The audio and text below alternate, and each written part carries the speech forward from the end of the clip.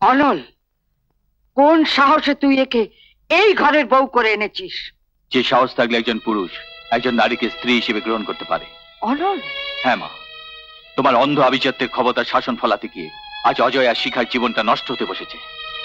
আর সে শাসন যদি তুমি আমার উপর ফলাতে চাও, আমি তা সহ্য করব না। আর রেখা যদি তোমার পুত্রবধূ মর্যাদা না পায়, তাহলে বাড়ি ছেড়ে চলে যেতে আমি বাধ্য হব। অনল, তুই আমার মুখের উপর।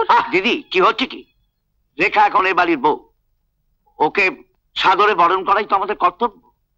যাও শিখা, যাও, ওকে ভেতরে নিয়ে যাও। এসো বৌদি।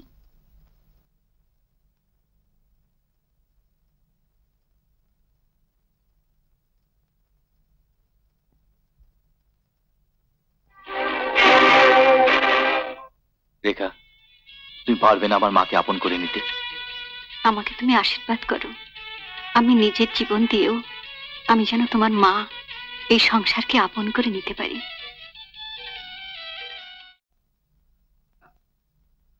শিখা, মনের মধ্যে অনেক আশা ছিল তুমি আর আমি মিলে দুজনে সুখের ঘর বাঁধব, কিন্তু তা হয়নি। ওই ছোট লোকটা ঝড়ের মতো এসে সমস্ত এলোমেলো করে দিল। Anyway, forget it. তুমি যদি বলো তাহলে এখন আমি রাজি। বিজয়দা, বাঁদরের গলায় মুক্তোর মালা শোভা পায় না, কথাটা মনে রেখো।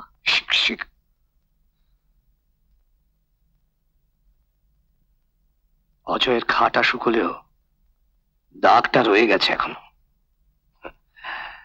মুছে ফেলতে সময় লাগবে।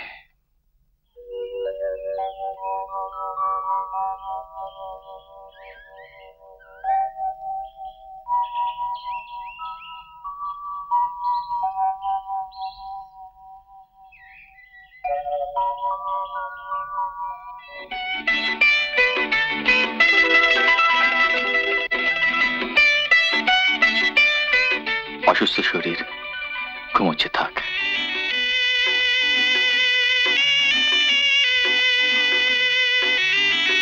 নটুদা, কিছু বলবে খোকা?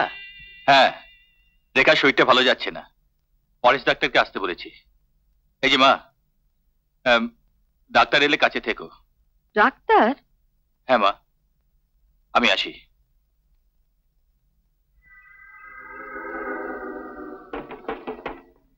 ফুলসজ্জা, ফুলসজ্জা।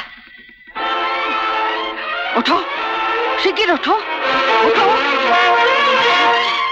সুহাগরা দেখাচ্ছি আমি। বেনারসি শাড়ি, চড়োয়ার গয়না, খোলো, সব খোলো। মা চুপ। ওই পোড়া মুখ দিয়ে যদি আবার মা ডাক শুনি, তাহলে ওই মুখ আমি আগুন দিয়ে পুড়িয়ে ফেলবো।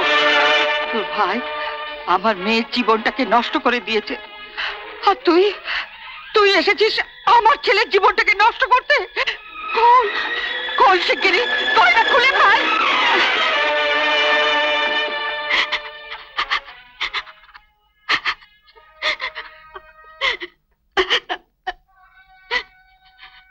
ঝর্ণা, নাও ধরো। আজ থেকে তুমি বাসন মাজবে, মশলা করবে, এই বাড়ির প্রতিটি ঘর মুছবে। তোমাকে আমি তিলে তিলে শেষ করে আমার মেয়ের প্রতিশোধ আমি নেব। যাও।